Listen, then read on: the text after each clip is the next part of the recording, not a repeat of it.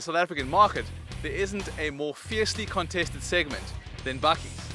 And our task over the next couple of days is to look at a particularly popular niche in that segment, and that is 4x4 top spec turbo diesel automatics, to find out which is the best of the best.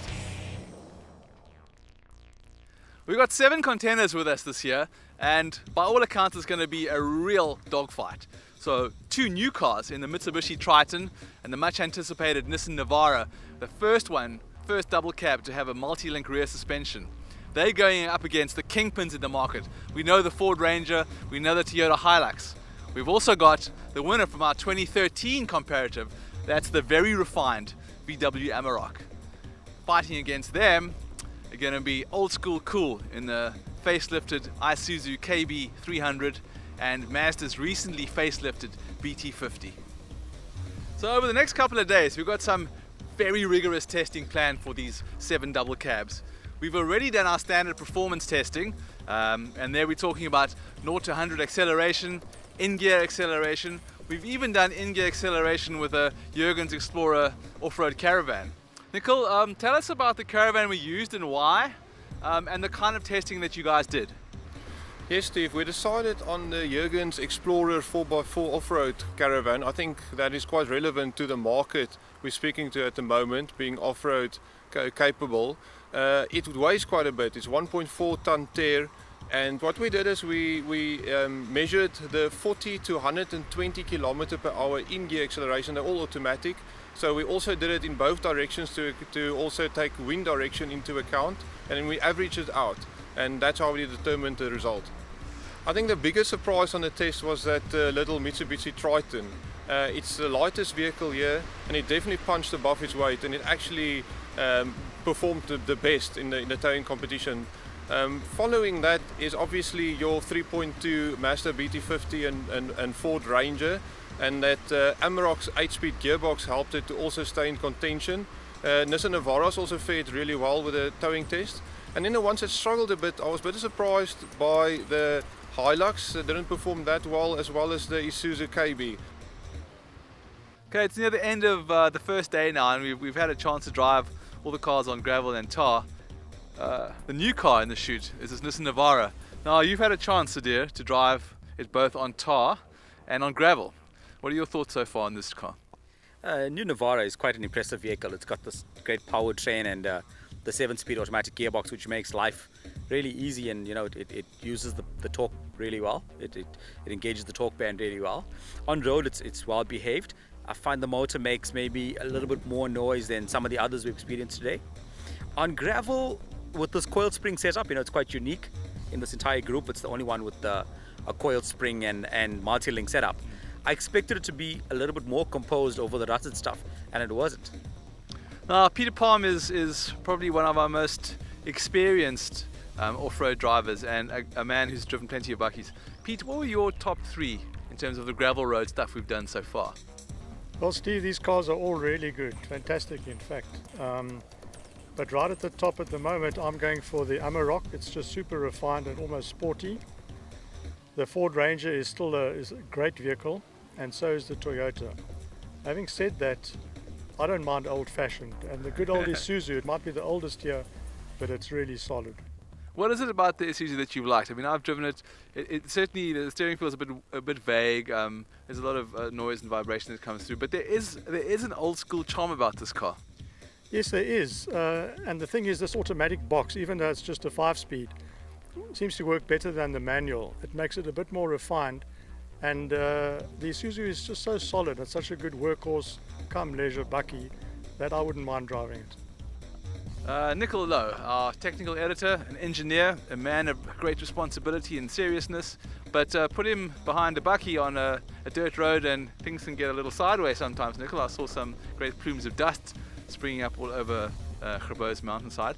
But tell me, highlights and lowlights for you so far? I think first highlights, Steve, Amarok is just easy, that permanent 4-wheel drive, you get in and go, it feels so planted, it feels like driving an SUV even on the dirt roads, really impressive. Second impressive vehicle here I think is the Hilux. It just feels completely planted on the road, even though it's light on its feet, it's very stable. On the low light side, I think Triton, it's the lightest vehicle here. It's also got some narrow road bias tires, and it feels a bit skittish on dirt roads.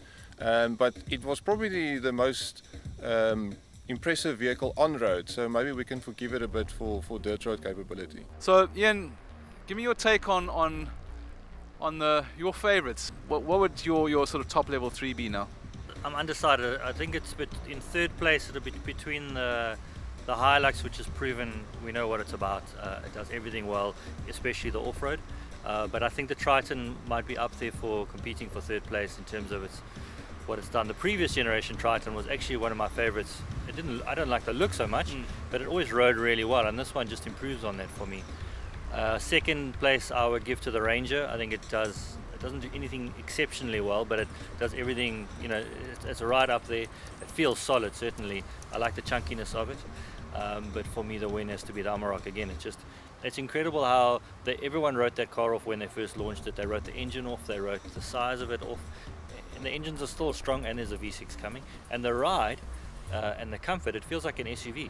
So if you ask me now which car I want to drive back to Cape Town in from here, it'll be the Amarok. Right, it's day 2 of the 2017 Double Cab Shootout, and with us today is South African motorsport and 4x4 legend Hannes Grobler.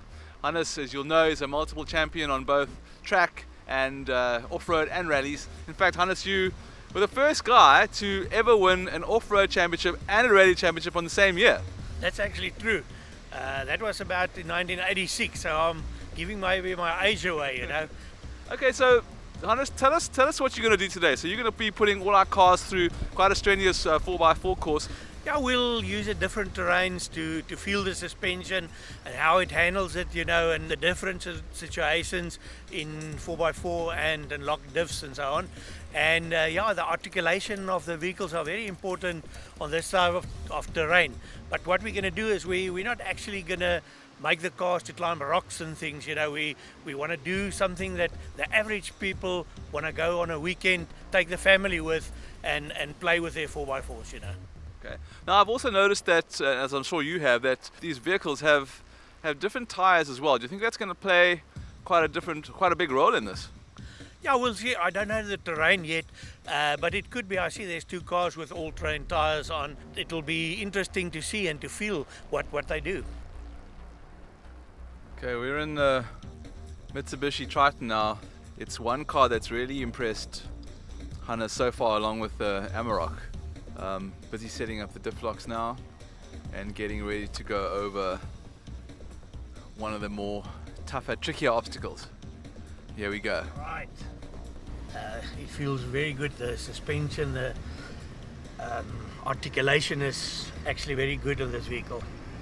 Yeah, it's managed that tricky obstacle pretty easier. When we've been in a couple of the other cars, that there's been a few scrapes and a few wheel spins, but yeah, I mean, you're right, the articulation is particularly impressive here.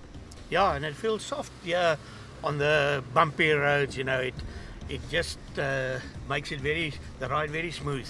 I'm very impressed. So compared to the Amarok, which I know was one that particularly impressed you early on? Yes, the Amarok is, I want to say it's in a class of its own. The Amarok feels like an SUV that is driving through this rough stuff. Okay, Hannes, the moment of reckoning. You've driven all the cars. If you had to choose a favorite, and here I'm really just wanting to know your favorite in terms of the serious off-road ability that we did. So not so much the gravel, but if I had to say to you, which car for you performed the best on our off-road course, which one would it be? I think the Ford and the Toyota probably did the best. The Amarok was the smoothest and the softest through everything, So basically that 3, any one of them I'll buy myself as well, Okay, so he's not picking one, he's giving us 3. 3 pretty good choices though. Thanks, Hannes. Thank you very much. So, who's the winner? Now, you'll have to buy our new May 2017 issue to get the full ranking and analysis. But I'm going to give you our top 3 here. So in third is the Ford Ranger. Now this is a 5-time winner of CAR's Top 12 Best Buys, and again it impressed all of us by being good at basically everything. This low-key Ranger XLT was comfortable and capable, and that Sync 3 entertainment system is probably the new benchmark in this segment. If there is a negative, it's that 3.2 litre engine lacks a little low down punch and it has the potential to be thirsty. In second place, and this was a genuine surprise for all of us, was the Mitsubishi Triton. Now even Hannes Krobler, in all his experience, proclaimed it to be the dark horse of the group.